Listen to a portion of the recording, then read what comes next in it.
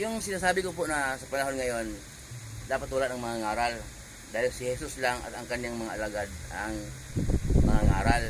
Marami pong natawa, marami pong naguguluhan. So, ipaliwanag ko po yun po ang ating Panginoong Jesus na ngaral. Mababasa po natin ang kanyang pangaral sa Mateo, aklat Mateo, aklat ni Lucas, Marcos at Juan. Okay? Ngayon, yung gawa po naman, gawa hanggang aklat ni Judas, pangangaral ng kanyang mga alagad.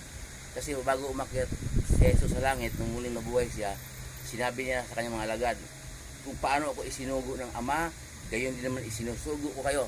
Kaya tinuloy ng kanyang mga alagad. Mga alagad niya nangangaral mula gawa hanggang bago magpahayag aklat ni Judas. Kaya ang mga ngaral po, si Jesus lang at ang kanyang mga alagad. Ang pangangaral po nila, mababasa po sa Bible.